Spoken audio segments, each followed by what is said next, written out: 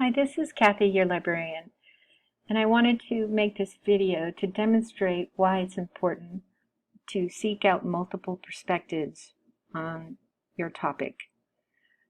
Begin with a little story. This is a book I found in the reference section when I was searching about the role of the World Bank and the IMF in alleviating poverty in the Global South.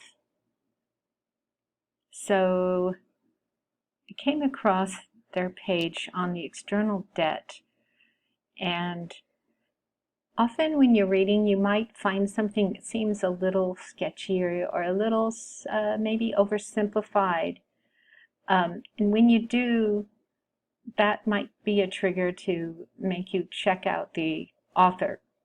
So for example, in this case, I found this passage: debt owed by developing countries to foreign creditors emerged as a major issue in the late 1970s. So if you think about it, how can debt emerge by itself without any human agency? Debt isn't a sort of person or entity that can just happen, right? It doesn't happen by itself. And then the size of the debt and their ability to repay it was a problem for some Latin American countries in the 1980s. So often when you see this passive tense here, was, it is a convenient way of hiding responsibility. So the size of the debt and ability to repay it was a problem. It's interesting that we don't really get any of the actors in this event. I want to know, how and why did it become a problem? Who are the actors?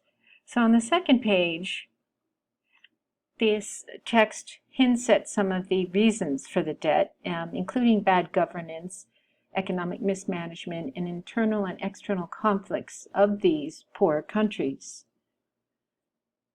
And then the rest of the article talks about how the World Bank and the IMF have done a lot to alleviate poverty and debt relief, have given debt relief to some of these countries.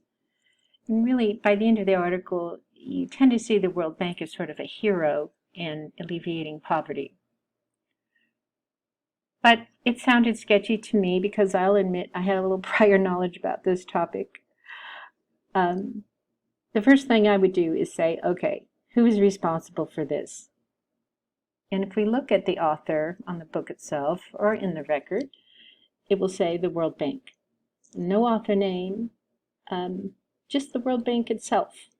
And I would ask you, how likely is it the World Bank would want to criticize itself?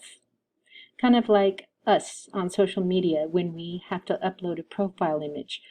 Do we take the ugliest picture that we have of ourselves or the best? So, this is a time to start looking for some other perspectives, and we'll start by searching Primo.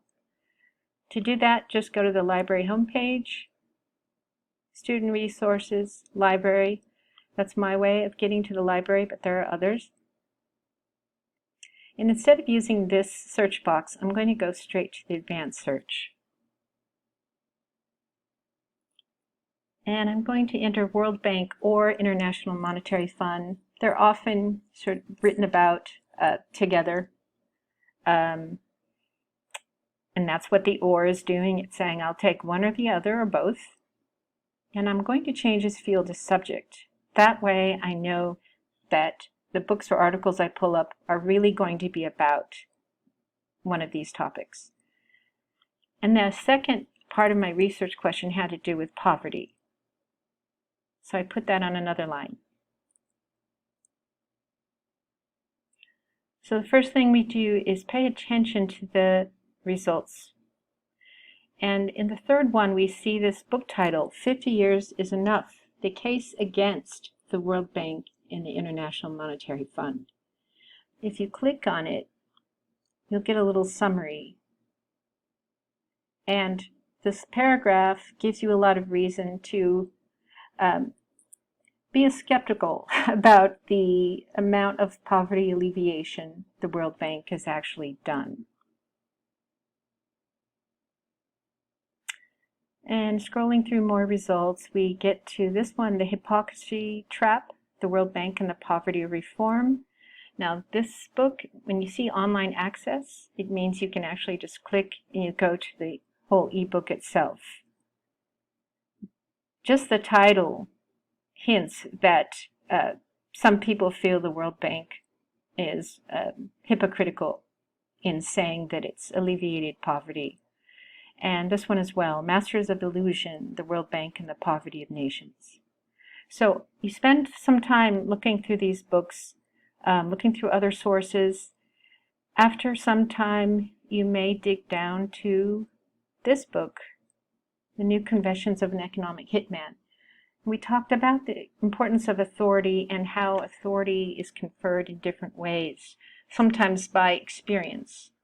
This person, John Perkins, has 20 years experience working for the World Bank, so I would consider him very authoritative. And I've highlighted in yellow some of the most unflattering things he says about the World Bank. Among them, the most disturbing is that he said the World Bank projects brought untold suffering to some of the planet's poorest people. So, in short, if I had just gone with that first book, I would have no idea that the World Bank was not the perfect and successful institution that it sort of portrays itself to be. We always want to be a little careful of taking the word of the person responsible for the information alone. We want to go out and find other opinions as well.